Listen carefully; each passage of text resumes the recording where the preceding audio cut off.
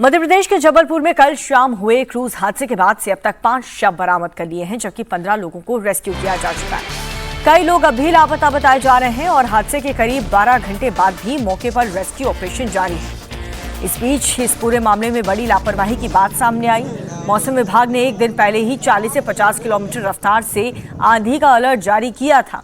बावजूद इसके कल शाम 4:30 बजे यात्रियों से भरे इस क्रूज को डैम में उतारा गया और तेज हवा की वजह से यह हादसा हुआ है, क्योंकि बैलेंस बिगड़ा।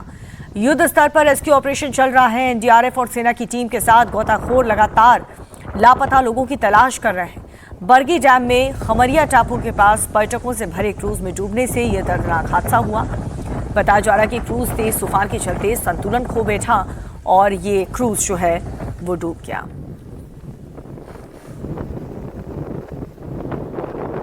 तो एसडीआरएफ का रेस्क्यू ऑपरेशन जारी है। मौसम विभाग ने अलर्ट जारी किया था, बावजूद इसके तुरंत ही इस क्रूज संचालन को रोका नहीं गया, बल्कि यात्रियों से भर करके ये क्रूज वहां पर गई। और ये 2 तस्वीरें हम आपको दिखा रहे हैं। युद्ध स्तर पर रेस्क्यू ऑपरेशन जारी है। 12 घंटे बाद भी रेस्क्यू अब भी जारी है। मुख्यमंत्री मोहन यादव खुद इसकी मॉनिटरिंग कर रहे हैं, पल पल का अपडेट्स ले रहे हैं। कल शाम ये हादसा हुआ था और अब इस हादसे को हुए 12 घंटे हो चुके हैं। सुबह सुबह भी रेस्क्यू ऑपरेशन जारी है। देखिए, अभी रात तक काफी कठिनाइयां थी अंधेरे के कारण, लेकिन अभी जैसे ही उजेला हुआ है तो ऐसा लगता है कि अब रेस्क्यू का काम जल्दी पूरा हो जाएगा, क्योंकि एनडीआरएफ की टीम भी आ चुकी है और आप देख रहे हैं कि सभी जो रिसोर्सेज उपलब्ध हैं उनका उपयोग भी शुरू हो चुका है। तो अब ऐसा लगता है कि जल्दी ही क्रूज सीधा कर लिया जाएगा और एक बार क्रूज सीधा होके बाहर निकल गया तो सारी स्थितियां स्पष्ट हो जाएंगी कि एक्चुअली कितने लोग उसमें रहे हैं। ये भी हो सकता है कि कुछ लोग उसमें ना भी हों, जो बह के निकल गए हों, लेकिन अब चूंकि उजेला हो चुका है तो उनको भी ढूंढने में स्वाभाविक है कि आसानी होगी। और इस खबर पर ताज़ा जानकारी के साथ हमारी सहयोगी अनुराग हमारे साथ जुड़ चुके हैं। अनुराग, फिलहाल रेस्क्यू ऑपरेशन को लेकर के लेटेस्ट अपडेट क्या है हमारे पास?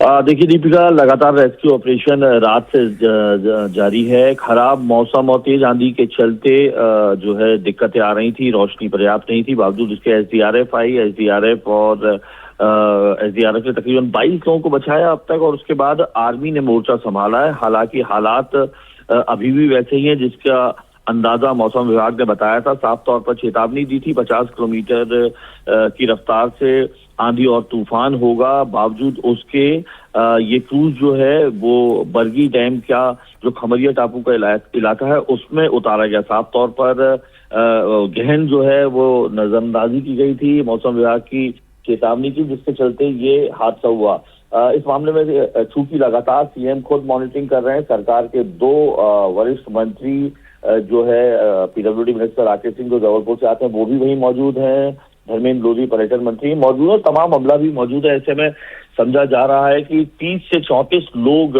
कहा जा रहा है कि पर्यटकों समेत क्रूज मेंबर समेत वहां पर मौजूद थे। 22 लोगों को बचा लिया गया है।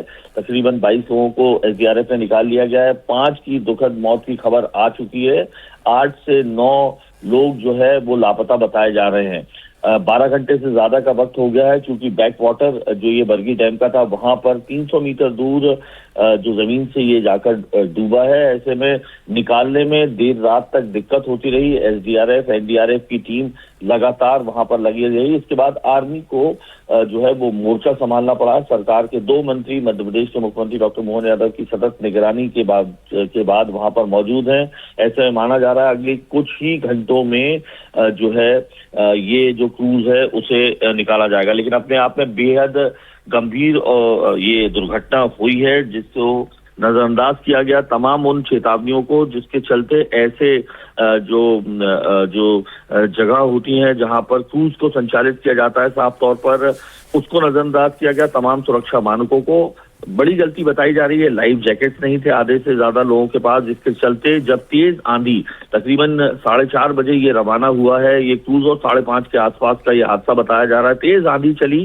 जो लोग प्रत्यक्षदर्शी हैं वो बता रहे हैं संभलने का सोचने का मौका भी नहीं मिला। क्योंकि तेज रफ्तार की आंधी थी, 40 से 50 की चेतावनी पहले से थी प्रति घंटे की किलोमीटर प्रति घंटे की रफ्तार की, जिसके चलते ये हादसा हुआ। चूंकि सुरक्षा जैकेट तो नहीं थे, अनुराग, जिनके जिन पास लोगों की जैकेट लापरवाही थी, क्या कोई कानूनी कार्रवाई भी देखने को मिली है? देखिए, सबसे पहले तो जो सरकार का मकसद था, क्योंकि मुख्यमंत्री तुरंत जो है एक्टिव बोर्ड में आ गए थे, उन्होंने अपने मंत्री सरकार के जो 2 वरिष्ठ मंत्री हैं उनको भेजा, कलेक्टर कमिश्नर वहां पहुंच गए। तो ऐसे में सबसे पहली जिम्मेदारी सरकार की, प्रशासन की ये थी कि जो लोग जो इस दुखद हादसे का शिकार हुए हैं उनको रेस्क्यू किया जा सके, क्रूज को वापस निकाला जा सके। निश्चित तौर पर पर्यटन विभाग का ये क्रूज है, 2006 से संचालित हो रहा था, 60 लोग इसमें क्रूज में घुमाए जा सकते थे। निश्चित तौर पर जिम्मेदारी तय करना सरकार के लिए अब बेहद जरूरी हो जाता है, क्योंकि जो पर्यटन है इसमें कहीं ना कहीं रेस्क्यू ऑपरेशन को लेकर के अनुराग, आप लेटेस्ट अपडेट हम तक पहुंचा रहे थे, अभी भी युद्ध स्तर पर, और पहली प्राथमिकता यही है कि जल्द से जल्द लोगों को बाहर निकाल लिया जाए। बहुत शुक्रिया।